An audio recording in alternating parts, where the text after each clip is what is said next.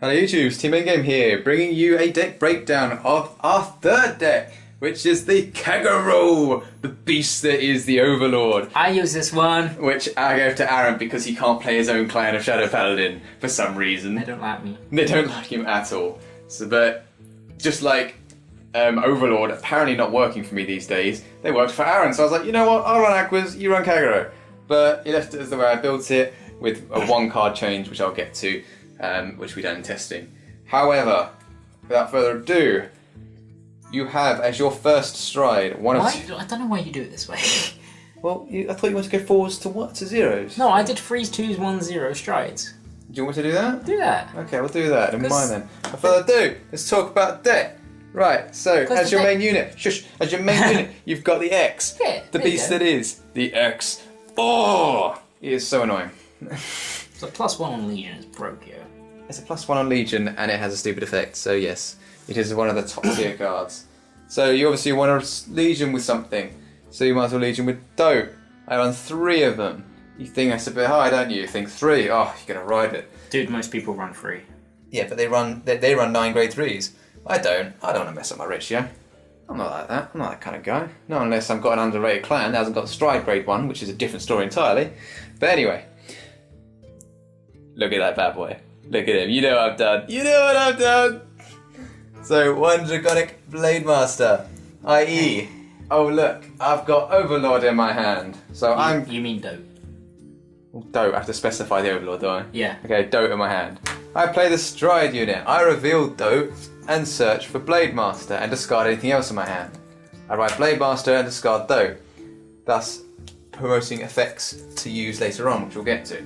However, that is the reason for that grade 3 lineup. And it works, because I did it during one of the tournament games. But now I drove check the X, so I didn't have to ride it. Yeah, but in general, it's still a strong game than you just sitting there on Overlord right there. So just remember that's there, okay? That's there. Okay, You're really happy with that tech, aren't you? Hey, this is how I built a lot of the decks. You didn't do an Aquas though? Start, of course, as I said, with Maelstrom, you need Maelstroms. Anyway, so because they're not really going to have much of a field, you need to have things that can hit the Vanguard on their own. So you have to really run 4 12 Kisswingers, 4 Burning Horn right there. Back in Set 5. Back in the deck. What? Set 5. Yeah, it's a 5. Set 5. Oh, set 5. Okay. That's how old it is, man. Now the last 2 cards we switch from 4 to 3 to 3 to 4. It's because of the striding and I preferred it that way. And Aaron preferred it this way.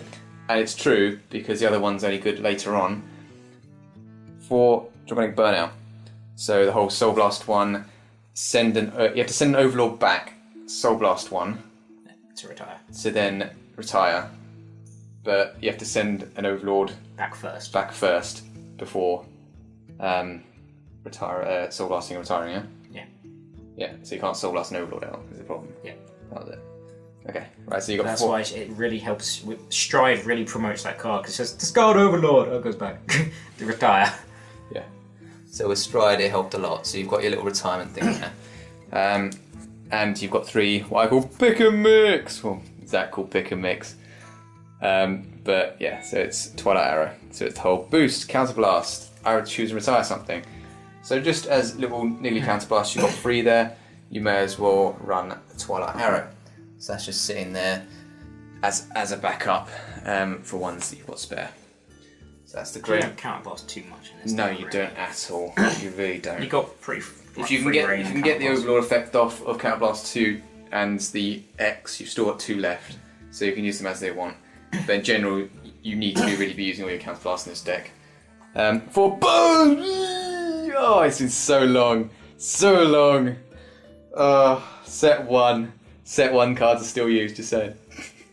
Again, it's the concept of I don't need to unflip at all. So just stop those rear guards from being here and just taking the piss. Like Aaron will say, as his little stories now, he might as well. There's about 4 or 5 games, I can't exactly remember. The amount of times I saw them just drop the new G perfect guards, unflip. I'm like, oh, okay. Legion, attack your rear guard. Shit, no guard. Okay, restand. Tap Vanguard. Yay! Big pluses, damage. Okay, now I'll use it. Okay, the X. Retire 2. Yeah, pretty much. Balls. And up until that point of putting in practice, I always thought it was stupid to set the rear guard.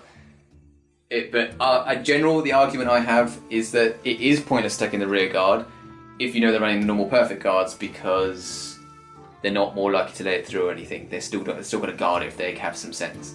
But you'd rather do the damage and then restart and do more damage. But yeah, it just comes down to preferences of what you're against, really. If it's Aquas, I guess I wouldn't have a go at you for doing the rear guard. Anyway, 4 of the stride unit, because that is what you need to be doing once in a game. You need to get stride off once in a game. So that promotes what I'll go into later with the grade 4s. So just remember, you have to stride once. So yeah, that's why you need to run 4 as a focus, and it also sets off the search and the discard of an overlord for Twilight, for burnout and things like that. So it's just a lovely little tool card that gets a grade 3 out of your deck, and just gets it. If you need, I need a 12 swinger, I'll search out that and then drop that. It's just an amazing card just to tech in the Blademaster. 4 Gojo, just to help that hand consistency and searching for what you need and getting out of that grey locks that can haunt you.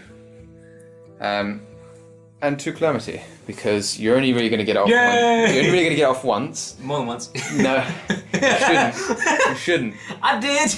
I always found it. It's so good. It's so good. Aaron always found it. I always ended up either finding that into a 12k swing, I'm like, yay, or something stupid. Although, I'll be honest, my problems in the games where I always found it was like, yay, Calamity! And then I never had Soulfed Burnout. Never. But that's another reason why there's only 2. The whole point was to use it as a means to combo with a starter. This is why you use the starter, I don't even know how to pronounce it, Sadik? Yeah, sure. We'll go with that. Dragon Knight starter, which is the when something's retired, put this into Soul to retire something else. Your opponent chooses, I think, that one. Yeah, your opponent chooses, but even so, it's a 1-for-1. If you're striding or something and it retires, then you just get an extra retirement off, and it replenishes the Soul by 1. And that 1 is pretty vital for Calamity to be active, because you need to be able to have 3 in Soul. So even if you use Burnout to Soul Blast 1, send an Overlord being sent back, then you drop Calamity because it goes into Soul and retires something else. And you've got 2 active again. But I ended up using, most of the time it was always the other way around for me. I used Calamity and then you did that in Soul to get that off. Yeah, so, but you can, there are ways to do it still. Yeah, I know. But that is the whole point of it. Trigger-wise, as I've always done in a Kagero deck for a long time, the 4 heal. Obviously the dragon one because it looks cool. 4 tar, again, retro, keeping the tar active. 3 of the Petition one, because it looks badass. Yep, only 3. Which means he's got... Which means there are 5 draws. 4 of the Gatling Claw, which is just stupidly good at anti-meta. Like, unbelievable. Like, yeah, did you get it off during the day? That's another way to get one into Soul, by the way. But retiring starters all day, you don't care. It even prompts the starter to go off. It's like, they rushed me. Gatling Claw into Soul, retire. Starter goes into Soul, retire. It's like, No, I did that a fair few times. Especially if they drop a niggle. They have 1 card, they have to choose their starter to retire, so you basically just done a 1-for-1 starter.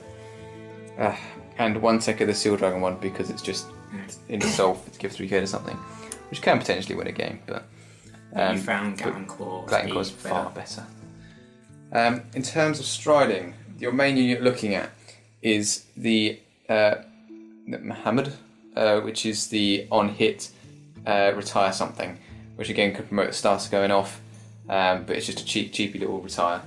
Then you're looking to go into one of 2 things, depending on when you're striding again. Or one of 3 things, actually. There's a tech or something. Okay, so... Do the tech. We'll do the tech, okay. Tech being Atmos, because if you've got a little counterblast free, then you just go, it's crit for game, it hasn't got a perfect card, but I haven't got anything I haven't got an Overlord in my hand or anything worth using. Just Atmos is in there. Did you use it at all? No, never used Atmos. Okay, but the potential was there. If you didn't, I'll leave it till last. Okay, you got the Root Flare, which is someone's favourite card apparently. But not Aaron's. No. But yeah, it's just an annoying little, oh look, a stride, unflip. I rarely used it. To be honest, throughout the day, I rarely used more than one stride. I usually did the first stride. I was like, yeah, Legion, because we've got that set up, so you can go Twilight Arrow and but stuff. it's the point that if you're against any type... There was... It's there as well for Blade Master, because bearing in mind it's stride over it, counterblast retire something, root flare destroys column. So one counterblast, you've retired a field. That's just it. There was one game where I went stride into this first one. I was like, stride, root flare, retire a column. Stride, root flare, retire a column. Just like, okay. It's just because I couldn't Legion or something. I can't remember what the reason was. But it's just generally a stupidly strong turn. If you're generally struggling, you have to ride dope. At least you got stupid strides. I stride over dope, I retire a column. Now it's just a stupid turn rather than me just going through with dope.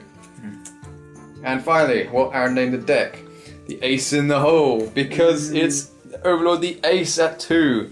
If you are at late game and you know it's not going to hit and you've got it in Legion, you've got the Overlord in hand, you've been staring at the entire game. The Fighter's Collection finally gave us an out of the whole Counterblast 2 discard at the end of the battle, so you can even go, which Aaron did and just failed at, which was funny, but we'd won anyway. That was great. We'd won anyway, but you can always, if you've not got an Overlord... Go over the effect and we'll...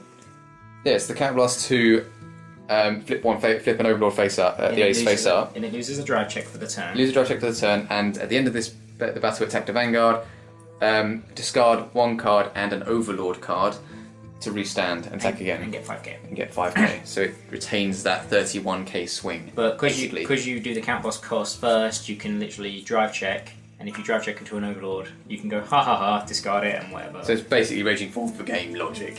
Yeah. Oh look, I found it! But... Victoplasma's still better. Well, it is, yeah, but it depends, they both do exactly the same thing. But this one is Overlord specific, but you should have. But if you're running this deck, then it is better because you should have an Overlord. Logically, you should have it because they shouldn't be letting Doe hit. But it's the point that they're at 4/5 damage. It's not hitting anymore.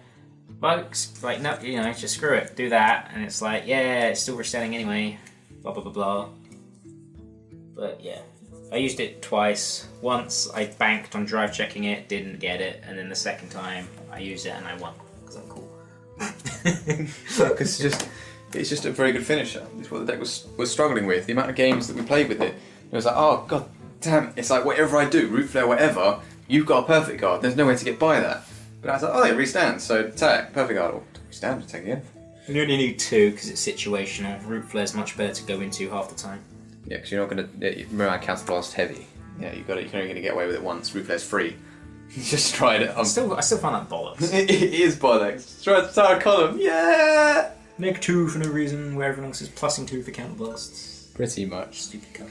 So yes, in general, that's how the setup generally looks. You've got boosters that side with either Burnout or Thingy. You've either got Overlord there and a Legion there with the X, or you've got Blade Master. You've got the 12k niggling away there. You generally don't really have it boosted until like mid-late game, or 11k sitting there of sorts. You've got your perfect guards in your hand, with the stride units generally in your hand. Oh yeah, Gojo, lifesaver. Just saying. Gojo's just amazing. Since I ever put it in a deck, it's always been, I'm Gravelocked or something, rest scar, draw, rest scar, oh! It just draws out your hand and searches the perfect cards. It's flexibility in a deck, and otherwise doesn't have it. So yeah, that was the deck. Any other further comments, Aaron? Nope. Okay, so thank you guys for watching. Feel free to like, comment and subscribe, and we'll see you guys later.